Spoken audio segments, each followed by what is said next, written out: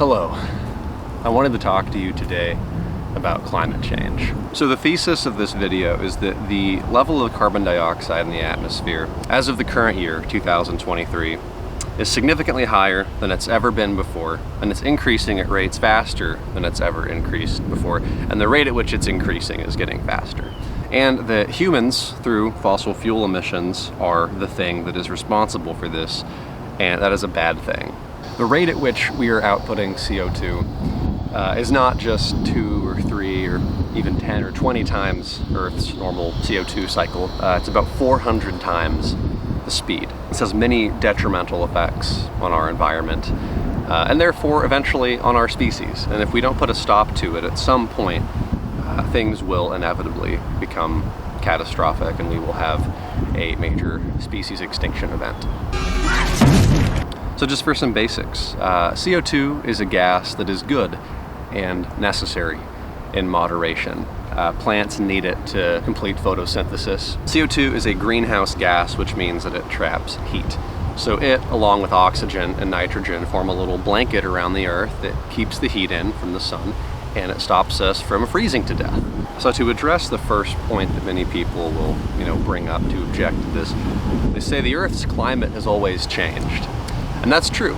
The Earth's climate has always changed. The way that we figure out CO2 levels from the past is by drawing these long rods of ice cores from typically Greenland or Antarctica, and they go down a long way, and we measure the CO2 concentration in the trapped air bubbles inside of the ice, and that's how we figure out how much CO2 has been in the air. And this record reliably goes back about 800,000 years. From this, we've gathered that the Earth goes through roughly 100,000 year cycles of heating and cooling, known as Milankovitch cycles, which are determined by the Earth's tilt and orbit and all kinds of other variables. So every 100,000-ish years we go through this cycle where the CO2 levels rise and the Earth warms, and then they fall and the planet cools. Whenever CO2 reaches these lows, we enter ice ages, and as it rises, we come out of the ice ages and enter what they call interglacial periods, which happens to be what we're in right now. Just in the last 650,000 years, there have been 7 cycles of ice ages and interglacial periods, with the last ice age ending about 12,000 years ago, which marked the beginning of modern human civilization as we know it. Let's have a look at the graph of the Milankovitch cycles and the CO2 concentration in the Earth's atmosphere for the past 800,000 years. CO2 concentration is measured in parts per million, or ppm for short. So this chart shows CO2 levels for the past 800,000 years. As we can see, carbon dioxide in the atmosphere is averaged between 180 and 280 parts per million, and has historically taken around 25,000 years to rise that far, and about that long to fall. And it sits at these peaks and valleys for around 25,000 years as well, creating roughly 100,000 year cycles of natural heating and cooling. Today, as of 2023, we are at 420 parts per million. And it's only taken us about 70 years to get here from 300 parts per million, which was the previous peak. So we've moved 120 parts per million above that since about 1950. Again, for reference, it usually takes the Earth about 25,000 years to rise or fall, even 3/4 of that amount, and we did it in 70. So this increase is a little over 400 times the usual rate of change and creates an almost vertical line on the graph. This is an unprecedented increase in CO2 levels, both in terms of the absolute value and the astronomical speed at which it is happening. So now that we've demonstrated that CO2 is higher than it's ever been, then it's increasing faster than it's ever been, by 2 orders of magnitude, mind you, we will now explain why. What is the evidence that humans are causing it through fossil fuel emissions? What if it's just the sun or more geothermal volcanic activity or something else that would have happened even if humans didn't exist at all? Well, so what we're experiencing doesn't follow the Milankovitch cycles. What we're in is well outside the bounds of what has happened for the past nearly million years. There's no unusual activity from the sun or geothermal activity that explains what is happening right now. The only unprecedented CO2 releasing activity that's been happening since the 1950s is the mass worldwide burning of fossil fuels, which we know emits CO2, and the 2 timelines map onto each other perfectly. If that wasn't enough, to explain for sure how we know that it's fossil fuels that is causing this, we have to understand 2 molecules called carbon-12 and carbon-13. There's some videos I'll put in the description that explain this much more in depth, but I'm just going to give the briefest possible explanation that I can. So carbon-12 and carbon-13 are the two most stable, naturally occurring carbon isotopes that exist on the planet. Carbon-13 has 7 neutrons in it, and carbon-12 has 6 neutrons. And so because of this, carbon-13 is often referred to as heavy carbon, and carbon-12 is referred to as light carbon. The ratio between carbon-13 and carbon-12 in the atmosphere has always been the same. It's been about 99 to 1. Not only has the amount of CO2 in the atmosphere skyrocketed in the past 70 years, but the ratio between these two isotopes of carbon has changed as well. And it is in the nature of that change that we find the nail in the coffin for this argument. The ratio of carbon-12 to carbon-13 has been increasing for the first time in the past million years. And so what that means is that the relative amount of carbon-12 is increasing faster than carbon-13, and carbon-13 is dropping. This means that of this massive increase in CO2 over the past 70 years, it only could have come from a source that has a disproportionate amount of carbon-12. Volcanoes and other geothermal activities can't be the source because those things are all enriched in carbon-13. And it just so happens that fossil fuels are very enriched in carbon-12 because carbon-12 is the lighter form of carbon, if you remember, that plants actually absorb far more of to do photosynthesis. And so whenever the plants decay and turn into oil millennia later, that carbon-12 is still in the oil. Taken together then, we are looking for a specific isotopic fingerprint to figure out where all the CO2 in the past 70 years has come from. We need a source of carbon dioxide that is depleted in carbon-13, enriched in carbon-12, and is capable of creating a spike in carbon dioxide that is larger and orders of magnitude faster than anything that's occurred in the past million years. Only fossil fuel emissions meet all of these criteria. I'm going to move locations because it's extraordinarily hot out here and I'm sweating like crazy. Thanks, climate change. Okay, there we go. I moved. Now that we've explained that fossil fuels are what is behind this spike in CO2, I now want to talk a little bit about what's going to happen. So everything I've set up to this point in this video is settled science. And even people like Bjorn Lomborg, who's a really big, prominent climate change skeptic, would admit everything I've said in the video so far is accurate. Where the debate really lies now, at least among people who are well-read on the topic, does not revolve around the question of is climate change real or are humans causing it, but rather, how bad is it going to get? They ask questions like, how big of a deal is it? If we continue emitting CO2 at this rate, what's going to happen? What is the timeline of when these bad things will happen? Do we have 20 years, 100 years, 200 years? How urgent is it, and what should we do?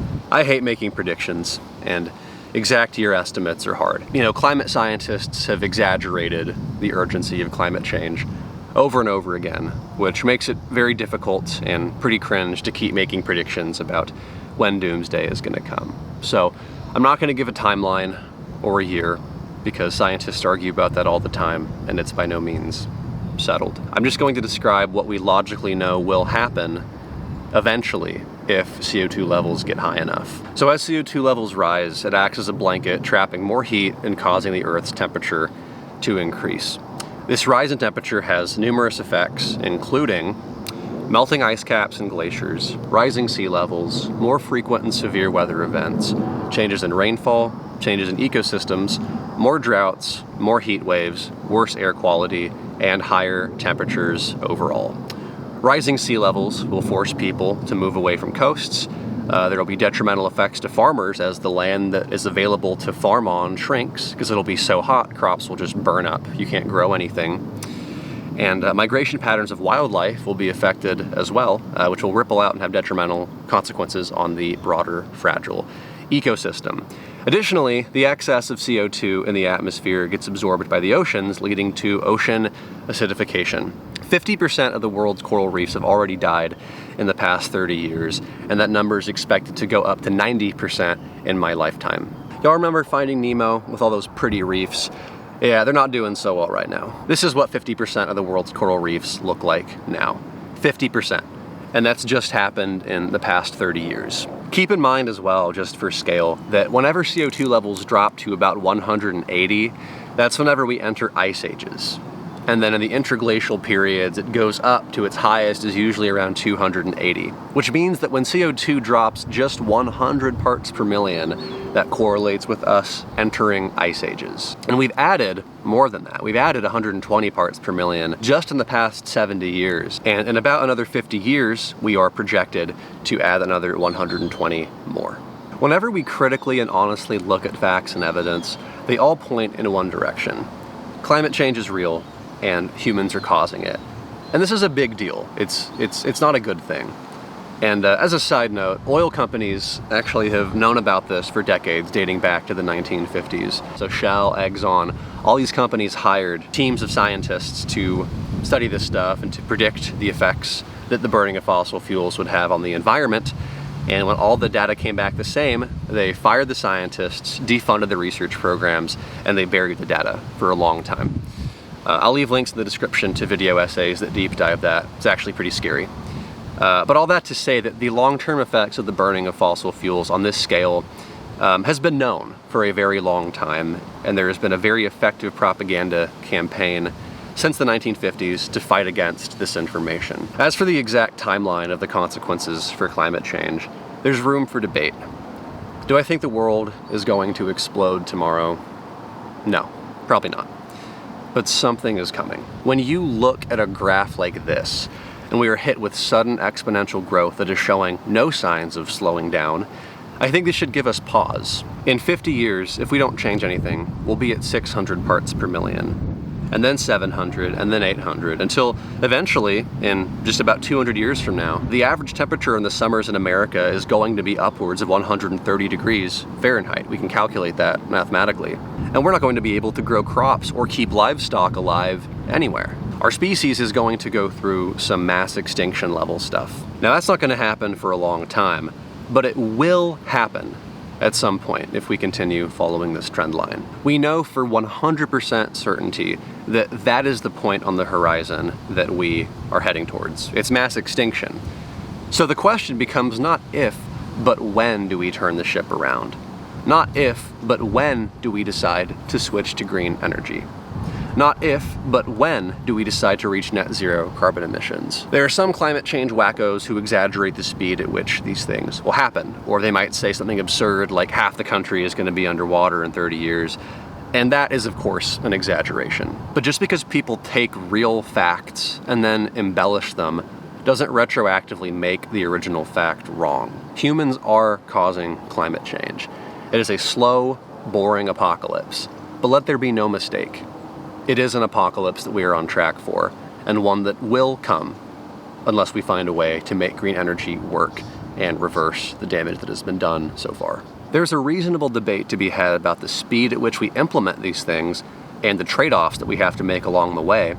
And that's a topic I'd love to cover in a future video. But the purpose of this video is not to push some specific policy agenda or give the exact steps of how to fix climate change, but merely to demonstrate that climate change is real in the first place, it's a big deal, and that we have to do something about it. Those are the facts, and I think I've laid that case out as clearly as I can.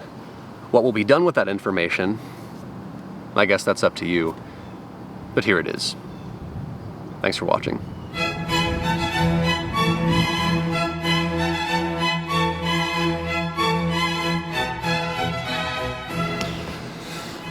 Hopefully the audio quality isn't too shite.